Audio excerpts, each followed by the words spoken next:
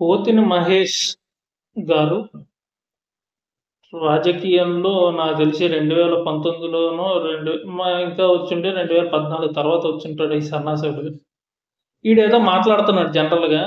ఏంటంటే, సరే సాక్షి వాళ్ళు ఇంటర్వ్యూ చేస్తున్నారు. దాన్ని పెట్టుకొని మాట్లాడదామండి. తిరుగుబాటు జెండా ఎగరేస్తున్నారు. పవన్ కళ్యాణ్ చంద్రబాబు ఏం చెప్తే అది అమలు చేస్తున్నారు తప్ప స్వంత ఎజెండా లేదు చాలా మంది చెప్తారు. ఎలా ఎలా పడుతున్నారు మీరు? అంటే ఒక రాష్ట్ర అధికార ప్రతినిధిగా పనిచేశారు. ఏంటి తెరిచిన పుస్తకం మీరు పదే పదే అడుగుతున్నారు. జనసేనలు ఎవరు మాట్లాడరు.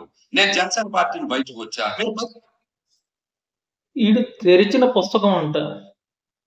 సింపేసిన ఇస్తరాక్ కాదు ఈడు. తెరిచిన పుస్తకం.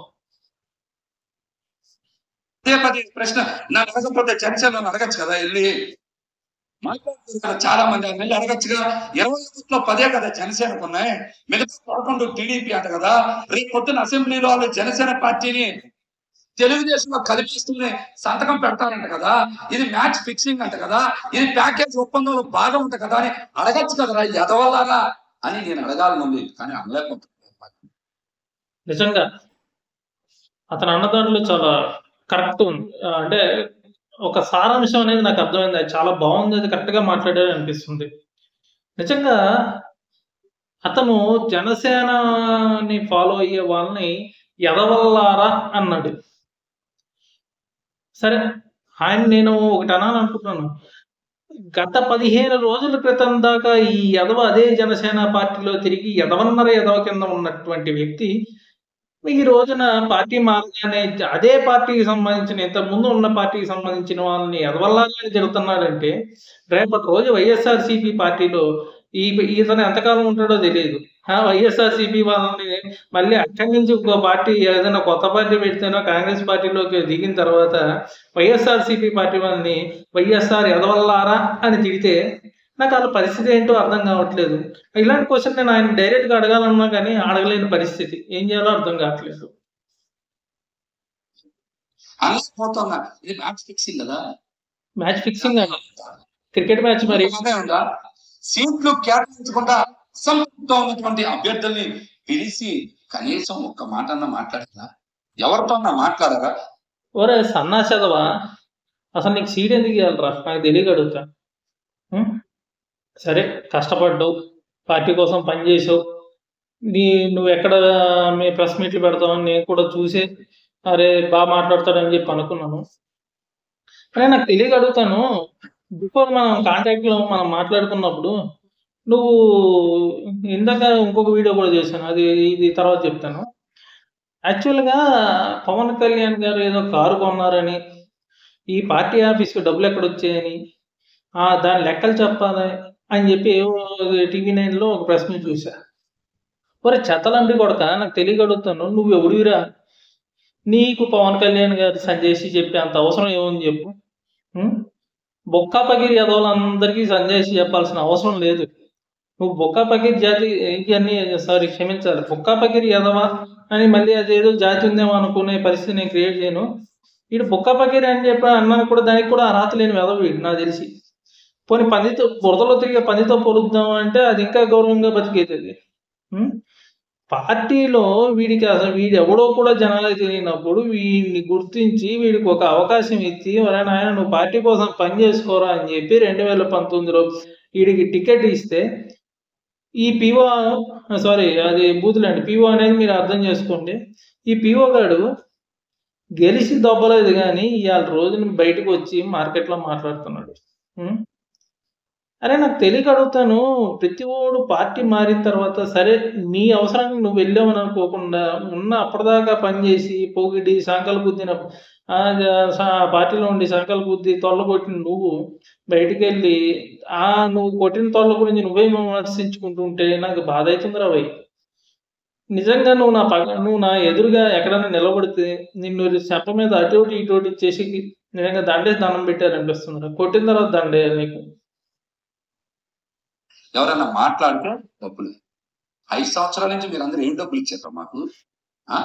ఏం డబ్బులు ఇచ్చారు? మెయిన్ కదా జనసేన పార్టీని ఏ ఎజెండా కోసం స్థాపించారు? అసలు ఆయన ఏ జెండా కోసం పనిచేస్తున్నారో ప్రజలకు సమాధానం చెప్పాలి. ఆయన ఎజెండా ఏంటి? ఆయన ఏ జెండా కోసం ఇది పనిచేస్తున్నారో తెలియకుండానే మొన్నటిదాకా జనసేన పార్టీలో ఏడ్చాడండి. ఆయన ఎజెండా ఇది మొన్నటిదాకా జనసేనలోనే ఉన్న కుక్క ఇది. తెలుగుదేశం పార్టీ అధ్యక్షుడు చంద్రబాబు నాయుడు గారిని ముఖ్యమంత్రి చేయడమా? అంతే చేస్తాం, తప్పేముంది? ఆయన జెండా తెలుగుదేశం ఏమండి, తెలుగుదేశం పార్టీని అధికారంలోకి తీసుకురావడం పవన్ కళ్యాణ్ గారి ఎజెండా. అవును, ఇప్పుడు రాజకీయ అనుభవం, ఒక మంచి అడ్మినిస్ట్రేషన్ స్కిల్స్, ఫ్యూచర్ గురించి బాగా ఆలోచించే, ఫ్యూచర్ అంటే రానున్న తరాలకు కావలసిన దాని గురించి పవన్ కళ్యాణ్ గారి కంటే బాగా ఆలోచించే తెలివైన వ్యక్తి ఎవరన్నా ఉన్నారంటే చంద్రబాబు నాయుడు గారు. సో ఆయనకి రాజకీయాన్ని ఇస్తూ దానికి ఈ సైనికుల బలాన్ని తోడు చేసి రేపటి రోజు ప్రభుత్వాన్ని స్థాపించాలనేది జనసేన పార్టీ లక్ష్యం. ఇప్పుడు 175కి 175 స్థానాల్లో పోటీ చేస్తే మళ్ళీ ఓట్లు చీలితే మళ్ళీ ఏదైతే వైసీపీ యొక్క అరాచక పాలన చూడాలి. అందుకని ఈసారి జనాల బాగు కోరుకుని తీసుకున్న నిర్ణయం నాకు చాలా హ్యాపీయెస్ట్ మూమెంట్ అది. ఆ నిర్ణయం అనేది నేను గౌరవిస్తున్నా జన సైనికుడిగా, పవన్ కళ్యాణ్ గారి అభిమానుడిగా. మరి ఈ లుచ్చగాడికి అది అర్థం కాలేదు. పార్టీలోంచి బయటకు వచ్చి ప్రెస్ మీట్లు పెట్టి మాట్లాడుతున్నాడు. మొన్నటిదాకా ఇప్పుడు జనసేన పార్టీలో స్కామ్లు అంటున్నాడు వీడు. మరి ఈడు ఒక్కడే బయటకు వచ్చి స్కామ్ గురించి మాట్లాడుతున్నారు. మరి 175 మంది స్థానాల్లో 175 కార్యకర్తలు, 170 స్థానాల్లో ఉన్న కార్యకర్తలు ఈ పార్టీ కోసం పనిచేశారు. మరి పార్టీ కోసం పనిచేసిన వాళ్ళందరూ బయటకు వచ్చి ఈ విధంగా ప్రెస్ మీట్లు ఎందుకు పెట్టట్లేదు? ఈ బొక్క పకేరి ఎవరు ఎందుకు పెడుతున్నాడు? వీడికి ప్యాకేజీ ముట్టింది. మీకు ఒక విషయం చెప్పాలి, వీడికి నాకు చిన్న రిలేషన్షిప్ ఉంది. వీడు నాకు ఏదో రియల్ ఎస్టేట్ గా తెలిసిడు. తమ్ముడు మన దగ్గర ఫ్లాట్లు ఉన్నాయి, నీకు ఎంత ఇస్తా నాకు ఎంత ఇస్తా అని చెప్పి ఆడు సంపాదన కోసం అవి చాలా ఉన్నాయి, అవి బయట పెడతాను. నా దగ్గర డాక్యుమెంటెడ్ గా ఎవిడెన్స్ గా నేను రెడీ చేసి పెట్టుకున్నా. ఈ బొక్క పకిరి అదో గురించి ఉన్నాయి అన్ని కూడా తీస్తాం అన్ని బయట తీస్తాం. ఈడు లెక్కలు అడుగుతున్నాడు చేత నా కొడుకు. పార్టీని పైకి తీసుకురావడమా? జనసేన పార్టీని మరి ఈడు పేపర్ ముందెట్టుకుని స్కిట్, వైసీపీ స్కిట్ ఇస్తే చదువుతారు కదా, ఆ స్కిట్ చదువుతున్నాడు. ఎట్లా అంటే ఒక్క ఉదాహరణ చెప్పండి మీ దగ్గర ఏముంటే. బన్నీ గారి గురించి చెప్పాను, కొంతమంది కోపం రావచ్చు. ఉన్న వాస్తవాలు చెప్పి ఏ రాజు గారు ఉన్న వాస్తవాలు చెప్పారు. మరి దీని మీద మాట్లాడండి. ఈ మధ్య గొప్ప విచిత్రం తెలుసది, జనసేన పార్టీ అసెంబ్లీ పార్లమెంట్ అభ్యర్థులకి తెలుగుదేశం పార్టీ కార్యాలయం నుంచి చంద్రబాబు టెలికాన్ఫరెన్స్ నిర్వహించారు. ఈయన టెలికాన్ఫరెన్స్ గురించి నిర్వహించారనే విషయం మీద నాకు గొప్ప విషయం గుర్తొచ్చింది. ఈ కూటమి తెలిసిన తర్వాత కాక పార్టీలో ఉన్నప్పుడు ఈయన పార్టీ కోసం పనిచేసేటప్పుడు భోజనాలకి ఎంపీగా పోటీ చేస్తున్నటువంటి అభ్యర్థి దగ్గర నుంచి భోజనాలు తెప్పించుకున్న క్యాండిడేట్ ఇతను. పార్టీ కోసం ఆయన ఏది వారాహి బండికి కట్టిన నిమ్మకాయ ఖర్చు కూడా నాదే అని చెప్పాడు.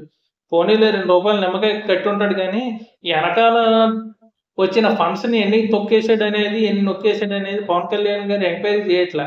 ఎంక్వైరీ చేస్తే కాక బయటకు వచ్చేస్తాడు. ఎందుకంటే కాక చేసేది రియల్ ఎస్టేట్ వ్యాపారం. కొన్నవి చెప్తున్నాడు కానీ అమ్మేవి చెప్పట్లేదు. తెలివితేటలు, రియల్ ఎస్టేట్ తెలివితేటలు అంటారు. బొక్క బగిరి అదవా.